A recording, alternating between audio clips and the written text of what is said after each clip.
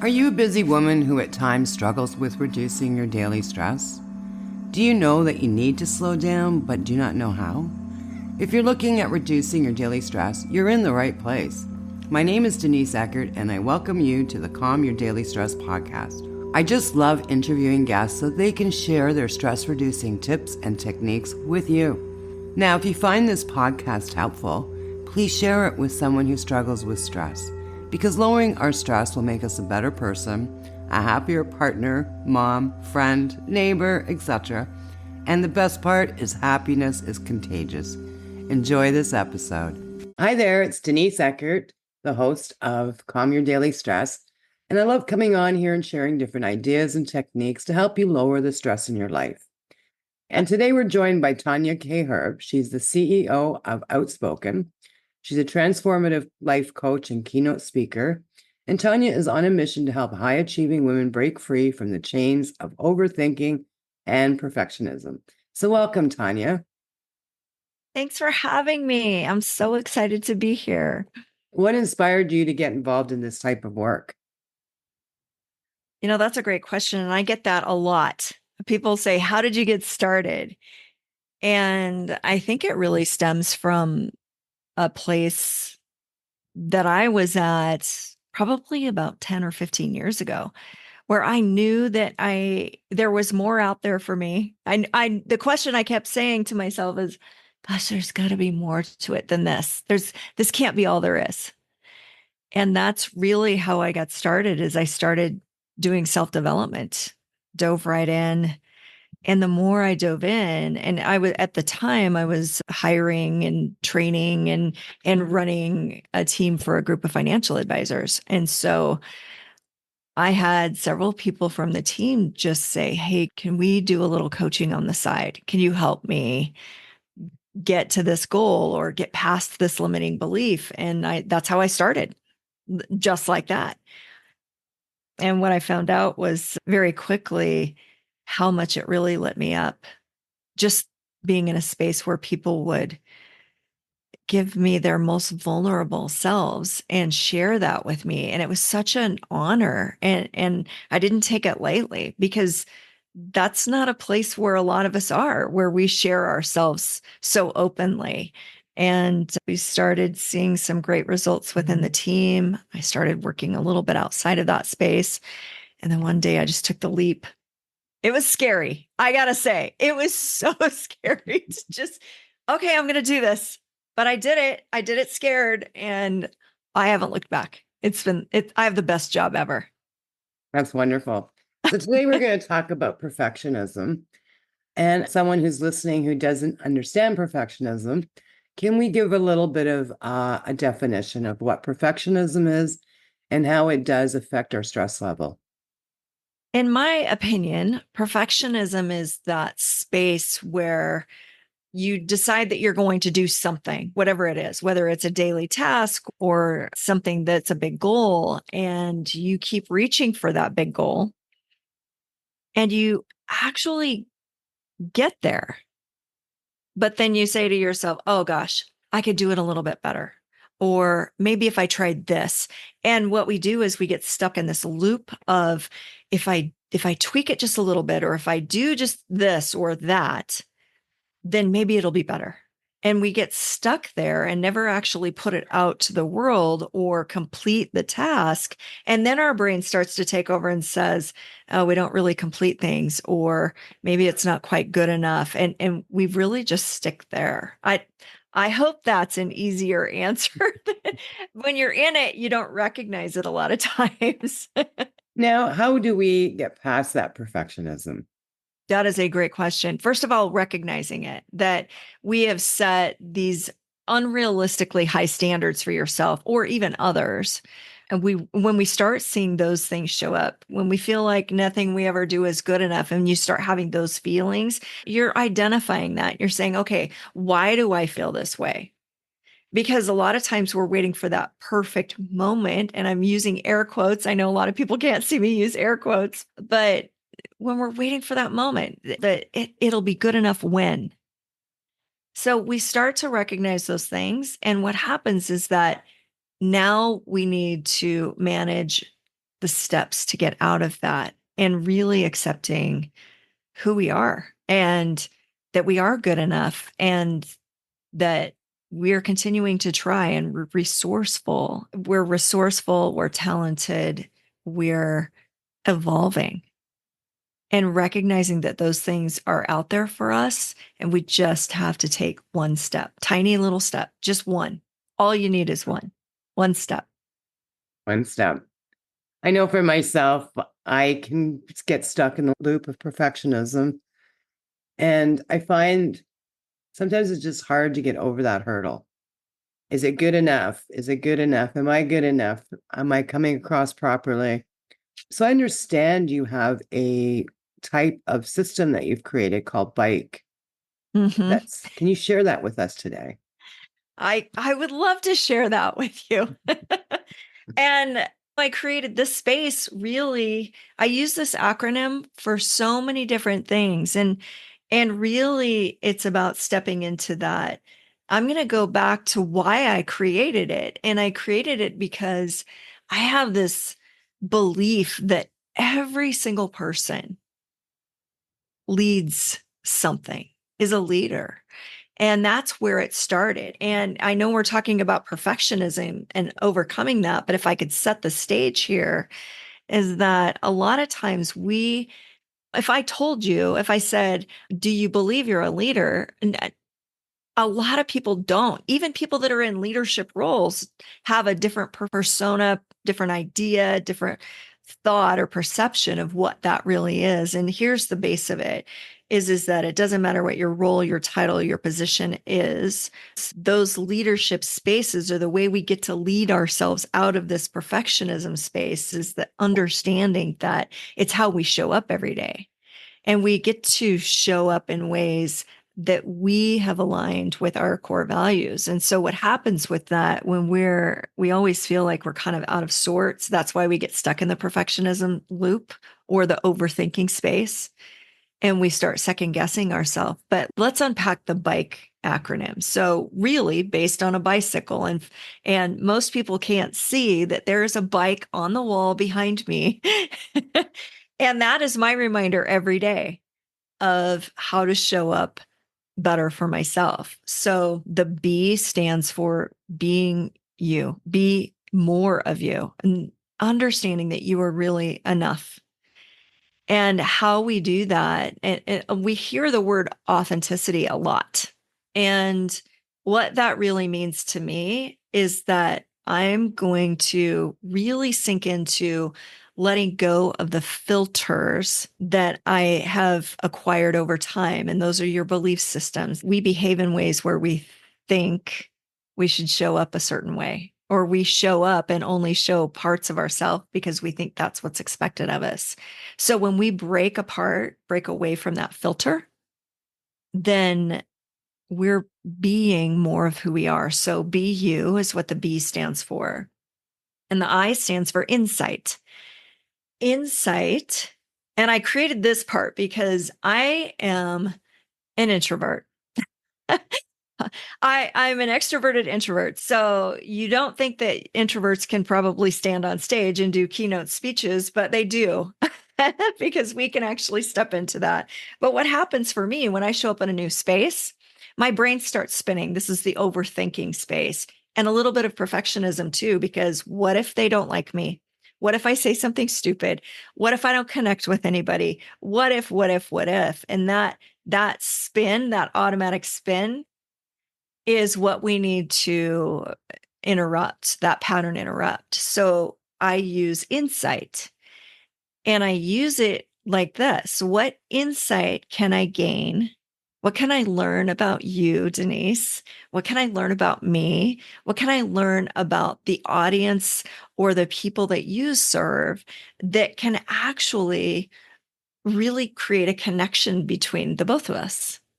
So looking for insight, it's being genuinely curious. So B is being you, I is insight. So now we're already on a better foot. And the K stands for kindness. Well, that's pretty simple. Kindness. We could all use a little bit more of that, but here's how it really works. It's a neuroscientific wonder. And the reason I say that is because Emory University did a study on kindness. And what they found is that when you show or share kindness with another, your brain's pleasure and reward center lights up as if you're the receiver of that kindness instead of the giver. So your brain doesn't know any different. So if by being more of yourself, not filtering who you are, being genuinely curious and sharing kindness, we're really setting up ourselves for success here. And the E stands for engage. And what engaging means is, I'll ask you this question. Have you ever sat across from someone at a coffee or a dinner or even just trying to connect and they're scrolling? Yes. Yes. It leaves you feeling disconnected, right? Absolutely. So how we use engage here is we understand that engaging is reciprocal. It's this space where you give and take. It's a connection. And we're all starving for connection, not connected to the device, but connected to others as human beings. So, and Brene Brown really brings this home for us. If we tie this engage in, is she talks about connection being the energy that's created between people when they feel seen, heard, and valued. And that's really what we're looking for. So you started with how can we break free from this perfectionism space? First of all, identifying that that's what we're doing, and then using the BIKE acronym. And I talked a little bit about leadership too here in this space. It's all tied together because it's really all how we show up for the world and for ourselves. How do you get stuck in perfectionism? How do I get stuck in perfectionism? It's certain things are just never ready Yeah. Yeah, to put out there, exactly. whether it's the website, whether it's social media, graphics that are going to go out. And I'm not much of a graphic designer. So if I've done the graphics myself, it's like, but a lot of times I will put it out there. And it's funny because when you finally get it out there or get the confidence to put it out there, Mm-hmm. you get accepted. It's not like someone's going to be going, ooh, look at that graphic. No one's doing that. Exactly. So it's You're exactly right. overthinking. Yeah. It is. It is. That's exactly right. We all tend to do that. I do that with social media sometimes too, because we're all creators when we're business owners, right? Yeah. Well, we have to be. But Mm-hmm. now, what are some of the habits that listeners can start implementing into their lives to help them reduce stress on a daily basis?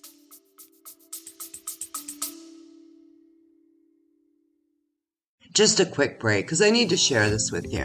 In the past, I had a lot of pain in my shoulder, my knees, my ankle, and I know it's from my background of playing baseball. I used to be a carpenter, from driving, and even working on my computer.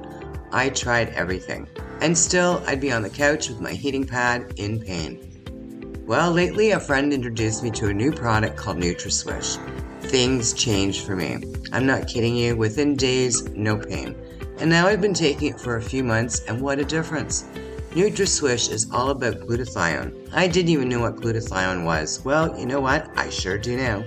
If you are experiencing pain, especially nerve damage, I encourage you to take a look. You can find out more in the show notes or go to www.therelaxationlounge.info and there's a tab above that says pain. Back to the show. I think we go back to that bike space, really. And because when you first start practicing being more of yourself and doing less filtering, less spinning in your head, and you really get curious, we really do. We live by this bike concept. It's one of three pillars inside a philosophy that I subscribe to. And I think that we can't even speak enough about being more of yourself. And we hear about authenticity all the time. We don't even understand what it means. Okay, so It what's your really, definition of authenticity? Simplified, authenticity for me is me really showing up without those labels of who I think I'm expected to be. If I really think about authenticity in a way that really means something to me, it means that I'm leaving everything on the table. I'm putting it all out there and I'm not going to judge myself. That's what it means to me, is getting rid of that self-judgment, because other people's opinion of me and how I show up is really none of my business. It's really not meant for me to understand or know, because I'm not coming from their space. All I can do is really have genuine connections and be genuinely curious about what makes people tick. And that to me is authenticity. Yeah. I remember years and years ago, I worked for a big corporation, and basically you were told, in a sense, what to wear, what to look like, how to talk, Mm-hmm. how to act. It was incredible. I didn't last there very long. People were fighting over jobs in this corporation. And then when I got in there, I couldn't believe it was almost like they were pushing their branding on us. Mm-hmm. So us as an employee went in there on a daily basis and had to be who they wanted us to be. And it's so nice now having my own business where Mm-hmm. I can be who I want to be. And it still sticks with me a little bit, but I find being authentic is very important because I am trying to attract the people I want to work with. And if they don't like me, well, there's a lot of other people out there doing, whether it's something similar that they need or whatever. But for myself, I want to attract the people that like me for who I am. Yes. That's the whole key. And part of it really is liking yourself. Yeah. I think a lot of corporations are stepping further away. This is how you need to show up space, because COVID taught us that we're individuals, we're unique. And especially when we're starving, back to that starving for connection, showing up in a space where we can genuinely be engaged with each other and appreciate each other's individuality and uniqueness. If we want to talk about really authenticity for just a moment, if we want to expand on that, uh, one of the other pillars that I talk about with people is, are you familiar with the golden rule? The golden rule: do unto others as you would have them do unto you. Yes, I am. Okay, so most people maybe even grew up with that. Mhm.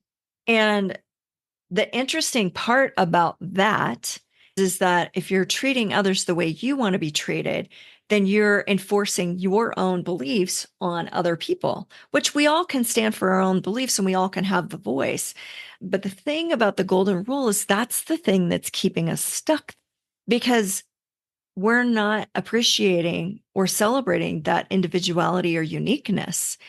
And so when we really look at the golden rule like that, think about it like this. You're, if everybody subscribed to the golden rule, it wouldn't make sense for restaurants to have a menu full of options, because we would all want the same thing, right? Or why doesn't one size fits all? It could really expand that way. So if you kind of push out the golden rule and you say, what about subscribing to the platinum rule? And that is treating others the way they want to be treated. The only way you know how they want to be treated or what's important to them is to be curious, look for that insight, right? And for them to know you as as yourself. If you want to be seen, heard, and valued, well, you have to show up fully. That's where authenticity comes from. And so those all kind of work together. Yeah. And I want to skip back a little bit. We did talk a little bit about engaging with others. And I know with COVID, a lot of us were unengaged.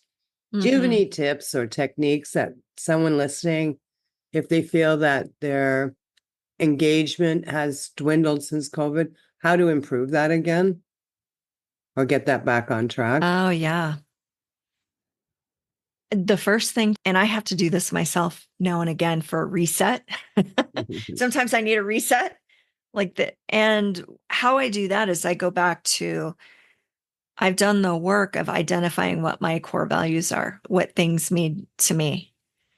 And when I have three core values that I operate and filter everything through. And so when I feel out of alignment or like I'm not seen or heard or I feel disconnected, then I look at those things. And my core values are love, connection, and gratitude. So everything that I do, I run through those core values. And so when I feel disconnected, I have to go, why am I feeling this? What is this? Is it that I am spending too much time scrolling myself? Am I not getting out in nature? And even taking a 5-minute walk makes such a difference, getting that fresh sunshine on your face, breathing the fresh air. We've had a lot of smoke in our area lately, and so there's not as much fresh air, but just those few minutes outside, that changes everything. And that's where that connection starts to come back in because I feel more connected to myself. When I feel more connected to what matters to me, then I can show up better for other people. And when you're genuinely curious about what's going on with people and you ask questions, that's where you can start to reconnect again.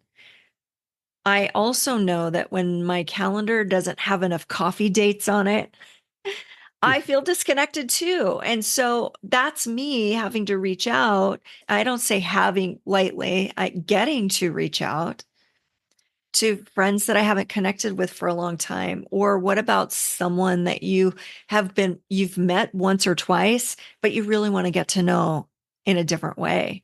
And so I set up new coffee dates. I'm also a paddleboarder. So if I'm not out on the water at least once a week, I get kind of grumpy. So those are places that I reconnect in my life. And if I'm feeling, let's say my husband and I are feeling a little disconnected, that requires me identifying why I'm feeling disconnected and then going and saying, you know what, babe, I am feeling a little disconnected and here's why. So I have to have those conversations. I have to be courageous enough to open my mouth and say what matters to me and ask how he's feeling too. Yeah. And it's just taking the time out to do that too. Yeah. That's How do you important. connect? You know what? I have a few friends that I really talk to, and Mhm. I find they know me so well that I can sit there and just brainstorm different things if I need to, which is really important to me. Mhm. Because a lot of times you have a lot of confusion in your head. The overthinking space. Yes, the overthinking space. And I find communication really helps me with that Mhm. and it settles me down. I'm not a journal person, but I do some writing. Like a lot of times that clears up things as well.